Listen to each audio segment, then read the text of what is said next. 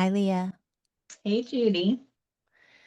So we're here together, Ancestral Alchemy, talking about the Super Bowl halftime show and talking about it in a way that's connected to the work that we do, which is around how do we alchemize some of the things that each of us are carrying in our DNA that in a way that transforms and turns it into something that's beautiful instead of something that's harmful.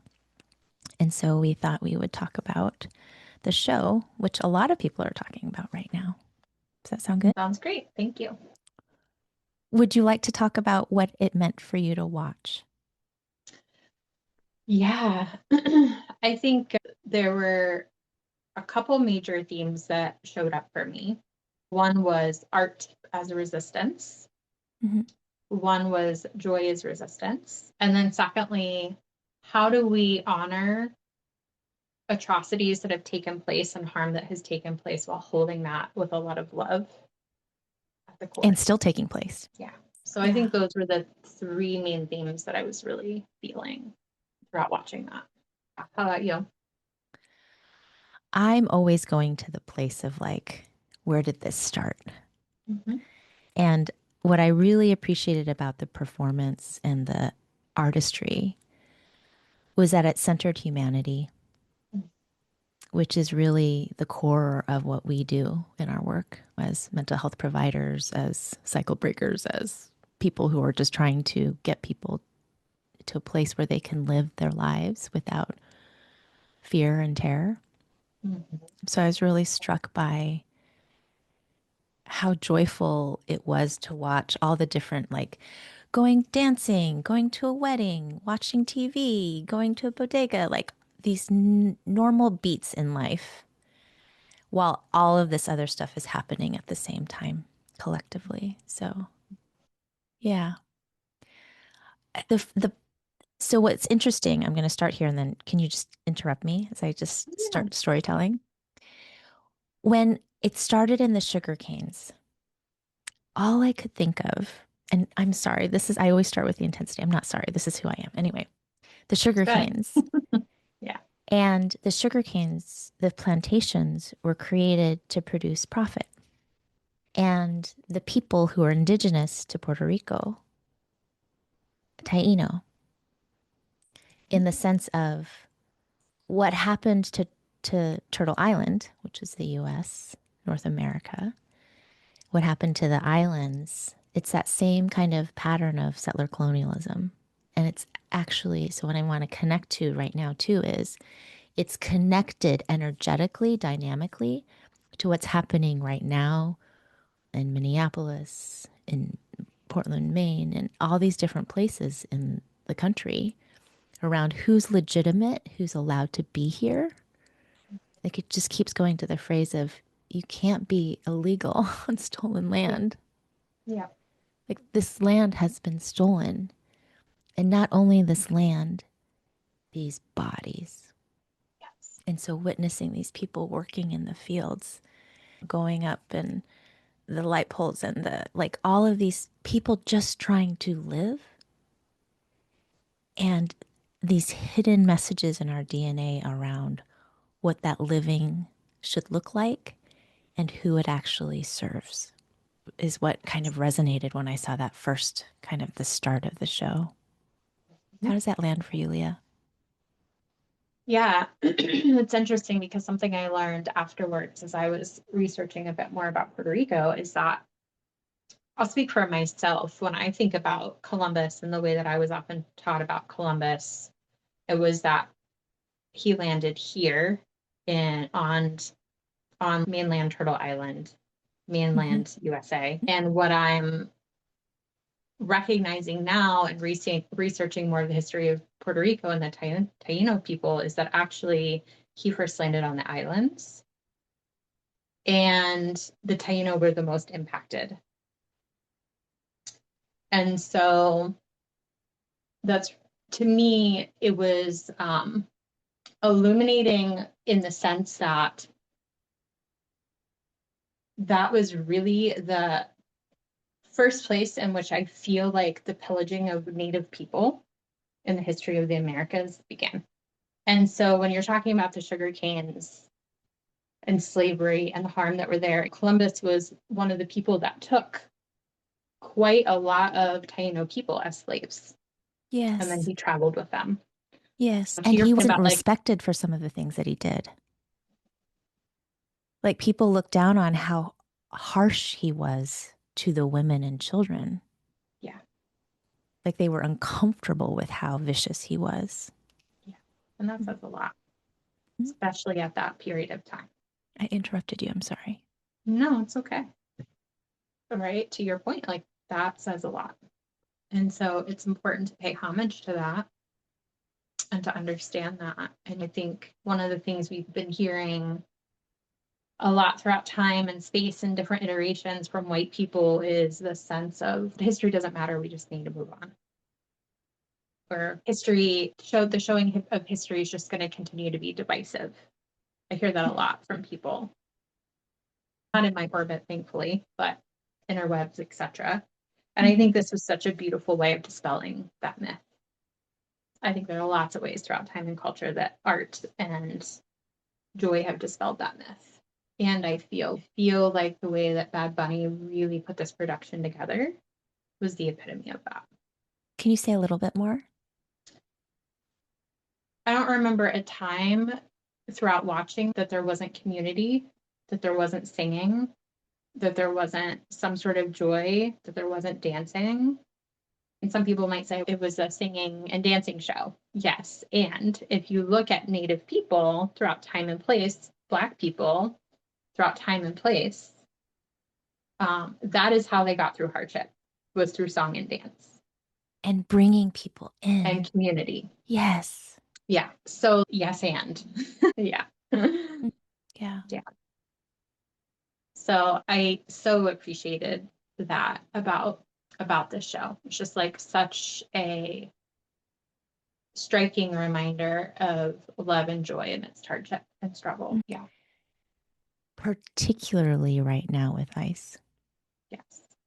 I found to be profound with the messaging of the only thing stronger than hate is love and centering togetherness. Like that was the message of everything. Knowing there was intentionality around some people are not going to watch this Super Bowl halftime show because it's not going to be in English and la la la la and like all this other stuff, hatred, vilification, all this toxicity was happening. And still he centered love and Yes. community and not just those, he centered humanity. Yeah. Yeah.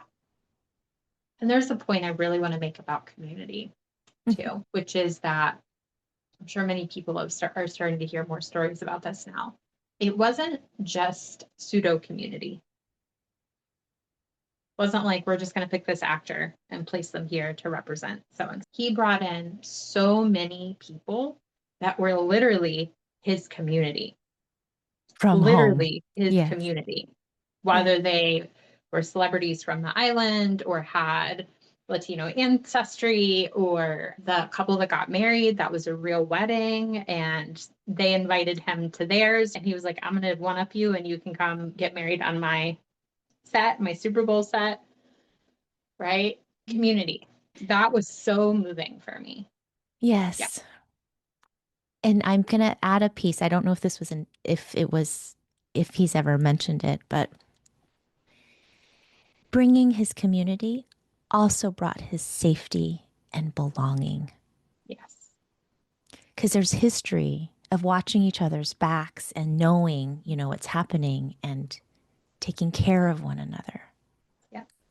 So it was also him not just bringing in the community, but it was also to buffer and support him in Yeah. what he was actually bringing to the field That was right. And to uplift them. and to uplift them.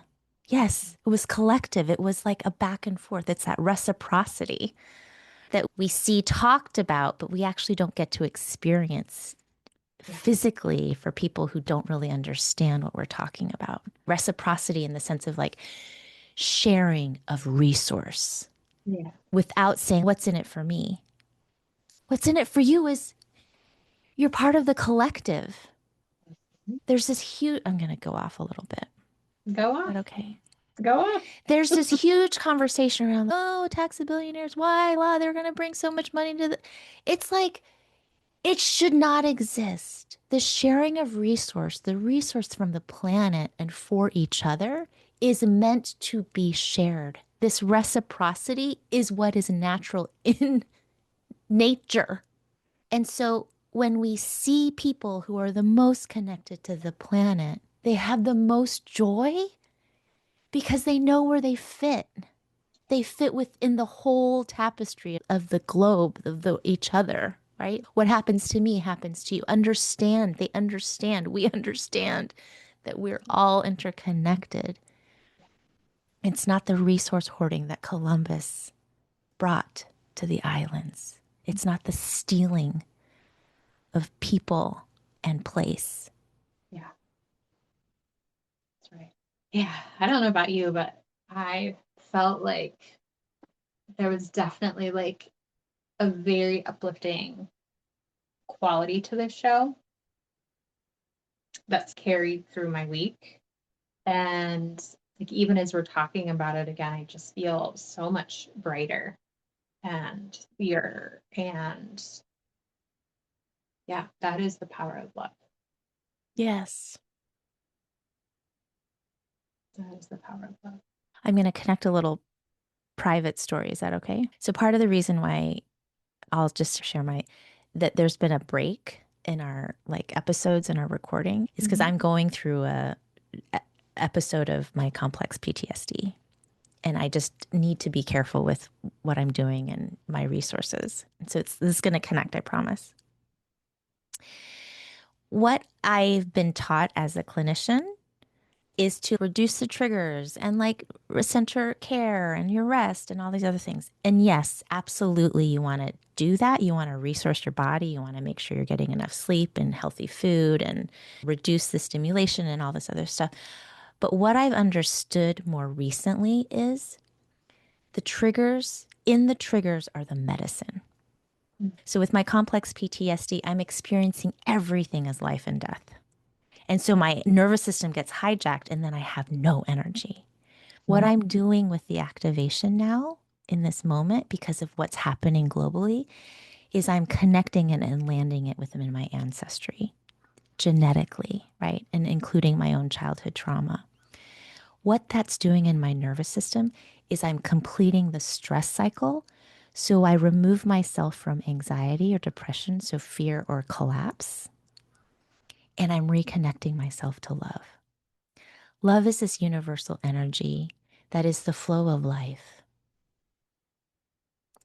So when Bad Bunny centered love and humanity, it was regardless of all this other stuff, this harm, if you center love, you're going to be okay because it centers your life force.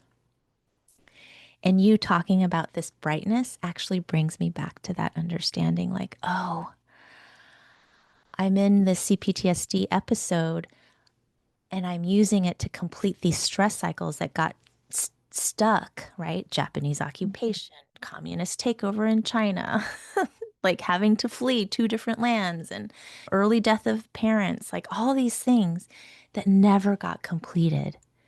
So as I'm completing it, I'm clearing out the anxiety and the unprocessed grief in my nervous system so I can be more in the present moment and more in the flow of life, which requires life force energy and connection to love. I don't know how that lands. It makes so much sense. And especially what I know about your story, it makes so much sense. So it was fun to watch with my kids, the show, and just like dancing while knowing all the political stuff in the background of what's happening and still just being able to be like, and here we go. Let's dance. Mhm. Let's live together. Let's be in joy together. Let's create together. Yeah. That art as resistance is I have control. You cannot take my power from me. You might take my life, but you can never take my life force energy and you can never take my power. Yeah. And I think as we're talking more about resourcing and hearing your story about love, I think my story related to that lately has been art again, and writing. I wrote a poem, I guess 2 weeks ago now, 3 weeks ago now. And I think I felt very stifled in that area for a few different reasons, and just sat down on Sunday morning and it just flowed out of me, and it felt really important to get that out into the world. And I happened to just on a whim share it with my mom, and she, without me knowing, sent it to a whole bunch of her friends and then just started sending me their responses throughout the day. And I don't think I recognized how much I needed that too. Needed what? Needed the responses from them. Just Yes. like she put into words what I've been feeling and couldn't say, or this really touched me and here's how. It's just for me, art speaks to the community piece a bit, but because we can take it in and then talk about it together. What's so awesome about art museums, right? You can go with a friend or a loved one and talk about how a piece of art sits with you, just like we're doing today, actually. And so for me, I think for me, art helps me find community and Mm-hmm. continue to like feel support by community and supported by community. Yeah. There's a particular piece I want to riff off of this Yeah. because it connects to the group that I just had today. When you put your art out there, this creation, right? It's a piece of you. And when you got the reflection back of how it impacted people, how it touched them, it was literally being seen. Yeah. Yes. And this is one of the things of my CPTSD that I know resonates for lots of people of color and lots of marginalized folks. It's not safe to be seen, Yeah. whether it's to be abducted for all the other things that have happened historically and currently, or being like cut down because you're too big for your britches as a woman. Or it's this fear of being seen because if I'm seen, I might be criticized, harmed, or punished. Yeah. So, in creation and creating this art and also allowing yourself to be put out there and be received in love is that you're valued within community because you matter. Yes. Not only you, but the person who was working in the bodega, the one who sold the icy, the one who was dancing, the one who was on the electricity pole, the one who was doing the sugarcane. All of Yeah. this labor of holding people up. Every single person matters, not for what they do, but for who they are and how they are part of this amazing community. Yeah. Yeah. Yeah, I so appreciate that. And I think for me, being a white woman, what came up a lot early in my life was the too muchness of my art. You're too Mm. much, too sensitive, too emotional, too this, too that. So I think for me, being able to be received in community now feels much different. So for me, that was, I think, specifically the wounding that I have felt around my art. Mm. And there is something for me, I think, also just to touch on astrology for a little bit here is I think for me, like it does feel meaningful when my art helps other people get words, have words that they find meaning in, helps Mhm. them be able to make more connections for themselves, helps their own transformational process. Because I know that's like a soul calling that I have. So it's twofold for me. It's yes, it's validating for me, but also I know that I'm helping the greater community in some way too. Yeah. Yeah. I'd love to hear the poem. If you can, if we can put it in the show notes, Yeah. or if you have it handy, you could even read it now. Yeah. I think I can grab it really quick. While you're looking, I want to talk to the listeners and viewers about something that also came up in my group in case it resonates. So, when there is settler colonialism and stealing of lands and bodies, what often happens is there are children produced. So, zooming out for a second, I'm going to connect it to something that used to happen strategically around nations, right? Kings would marry off their daughters to other nations as a symbolism of unity, right? They would have a child and then the nations would be under peace and la la la la. So that was like one strategy of using like the symbolism around a child that joins two nations together. Okay. What happens when there's not consent is indigenous folks, this has happened not just in Puerto Rico, but in so many different lands, right? Ravaged, raped, and then forced to have children, right? That have Yeah. blended the two bloodlines, perpetrator and victim, right? And so what happens is this child is birthed holding these two energies, and it's this internal rumbling or reconciliation of what it means to be of both, right? And I'm bringing this in because I see this a lot, not only in my groups and the clients that I work with directly, but I see it dynamically, right? It's happening right now. Who belongs here and who doesn't? Who has access and who doesn't? Who's legitimate and who's not? And when we look at that from a framework of colonization, of I get more than you, I deserve this more than you, this is mine and not yours, possession, right? There is a sense of control. And what I notice is some of the decolonizing work that I'm doing internally, personally for me and with my clients is taking that lens out because it's toxic. It's like a virus, right? This virus of whiteness, of supremacy thinking, of patriarchies, men are better than women, or dispelling it, exercising it, taking it out of our understanding, taking it out of our DNA because that's not who we are. That dynamic, that oppression, right?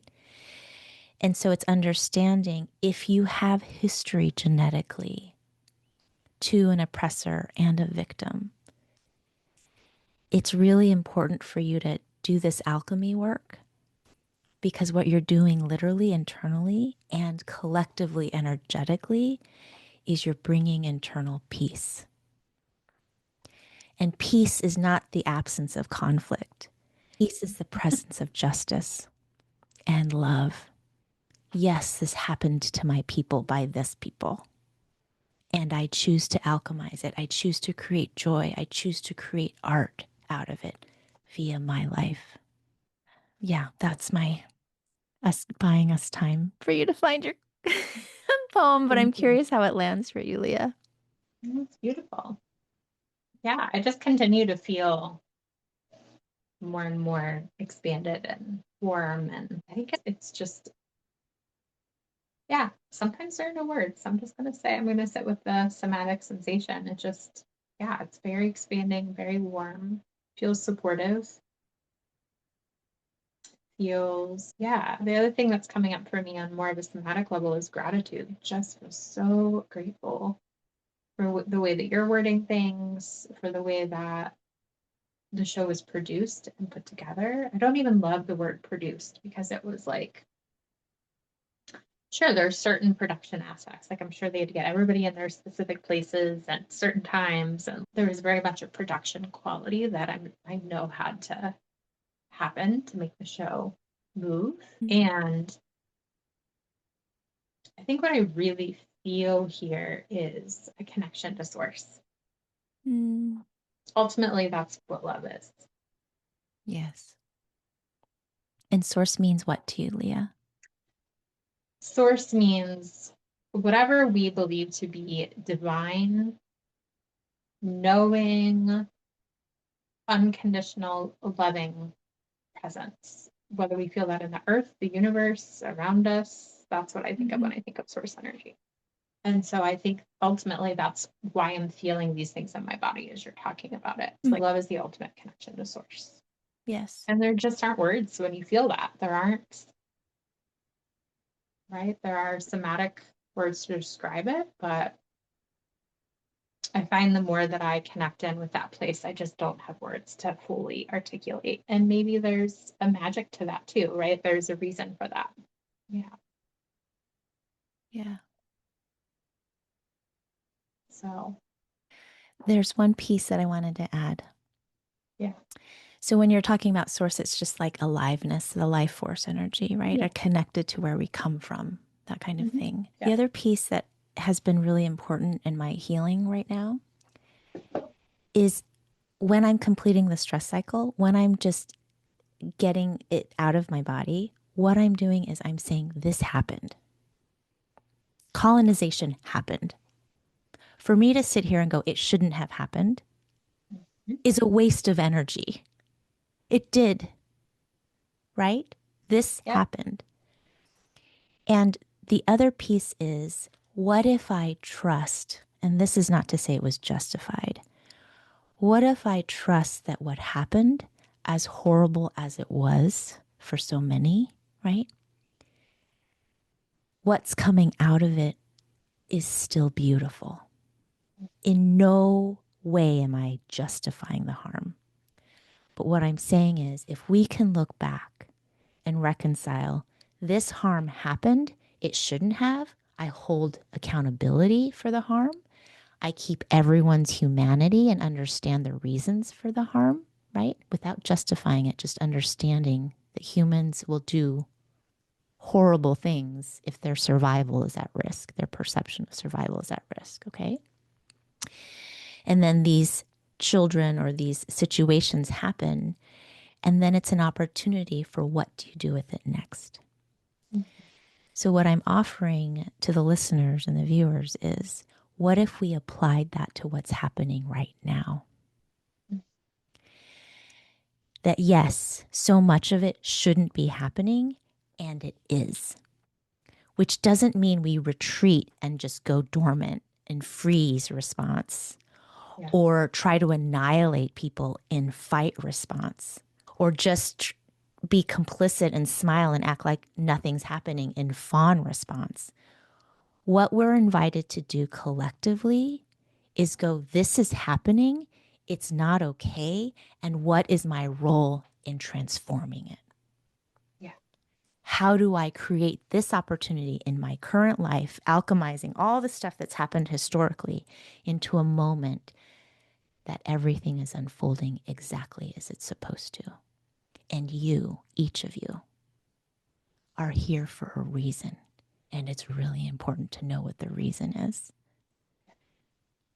And in this moment, Leah, you're here to share this poem that has been touching so many in your mom's community that she shared with. And I'm hoping, and I know, because I know you, that it's going to be touching this community that hears it now. Yeah. Thank you. Yeah, I feel like you just beautifully summed it up. So thank you. Yeah. Okay, I found the poem. Good. I have not read it for quite a while. Is there anything you want to say before that? No. I just appreciate you sharing it. Oh, thank you. Thanks for the opportunity too. Yeah. So this is called, let me see if I can just, this is called For the Salt of the Earth. In these tears we carry collective heartbreak, destruction, chaos, desperation. Heavy, tired tears, filled with terrified faces, little ones, faithful ones, grandfathers. Vibrating, ear-shattering tears, moved by gunshots, cruelty, malice, murder.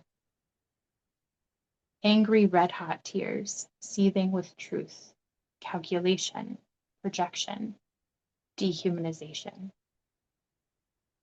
Sad, mourning tears, grieving the fall of decency, honesty, justice, peace. Panic-stricken tears, brimming with adrenaline, urgency, survival, instinct. So many tears, so many tears. I am not okay. We are not okay.